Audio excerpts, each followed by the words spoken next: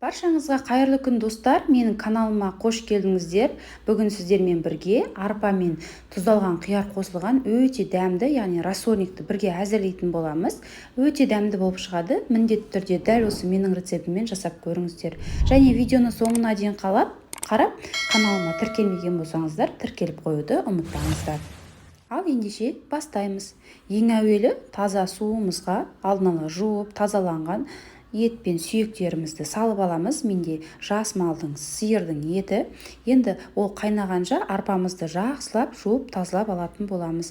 Мейлінше 2-3 мәрте қайтара отыра осылай жуып тазалап алыңыздар. Ендігі кезекте біздің қазанымыз қайнады. Бір бұрқ етіп қайнағаннан кейін бетіндегі көбіктерін жақсылап тазартып алатын боламыз. Бір қайнағанда осылай барынша тазалап алыңыздар, сол кезде сорпамыздың түсі тұнық болып шығатын болады. Дәміне қарай тұзымызды саламыз және арпаны саламыз жуылған. Барлығын салып, бір жарты сағат көлемінде орташа отта жақсылап бетін жауып қайнататын боламыз.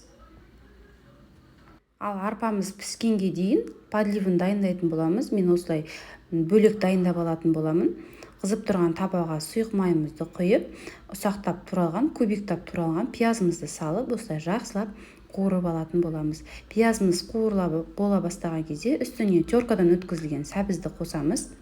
Жақсылап тағы да қуыратын боламыз. Томат пастасын қосамыз. Осы кезде сарымсақ қосып жіберсеңіздер де болады. Мен ұмытып кетіппін.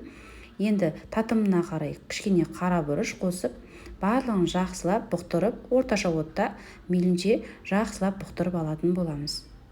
Мінекей біздің осымен подливіміз дайын болды. Суытып бөлек жерге қоя тұрамыз. Ал оған дейін біздің сорпамыз дайын болды. Қараңыздар, әбден қайнады, арпаларымыз жарылып, пісуге жақын, пісті десек те болады. Енді осының ішіндегі етімізді, яғни сүйектерімізді бөлек ыдысқа сүзіп алатын боламыз. Бізге бөлек қазір турап алатын боламыз суығаннан кейін.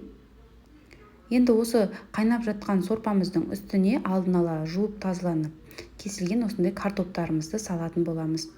Тағы да 20 минут шамасында барлығын қайнатамыз. Үстіне бағанағы подливті қосамыз. Жақсылап араластырамыз. Татымына қарай кішкене тұзын көреміз. Тұзы кем болса кішкене тұз қосып үстіне. Және кез келген өздеріңіз қалаған приправаны қосып жібереміз осы кезде. Менде осындай приправа бар, соны кез келген тамаққа қосамын. Енді 1-2 тілім лабыр жапырағын қосамыз. Барлығын жақсылап араластырып, бетін жауып, тағы да бір 20 минут шамасында толықтай піскенше қайнатып алатын боламыз.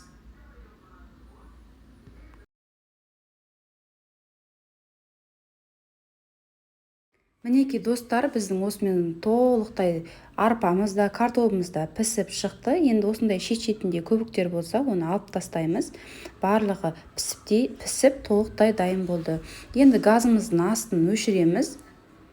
Енді үстіне осының бағанағы етімізді суығаннан кейін осылай ұсақтап турап, көбіктап турап, жаңағы сорпаның үстіне етімізді салып аламыз. Содан соң үстіне 2-3 дана тұздалған қиярымызды дәл осылай көбіктеп саламыз және бір кесе тұздалған қиярдың суын құйып жіберетін боламыз. Барлығын жақсылай толықтай араластырамыз және бір 5 минут шамасында немесе 10 минут шамасында қойып қоямыз. Сол кезде біздің тұздалған қиярдың суы мен сорпамыз араласып, дәмі бір-біріне сіңіп, керемет үйлесетін болады. Мінекей достар, біздің осымен сорпамыз толықтай дайын болды. Қалауларыңыз бойынша бетіне зелен қоссаңыздар болады, өте керемет болады. Маған отбасыма зелен ұнамағаннан кейін қоспадым. Өте дәмді болып шығады. Міндетті түрде дәл осы менің рецептіммен жасап көріңіздер. Достар, менің каналымда түрлі тағамдардың, түрлі тәттілердің рецептісі бар.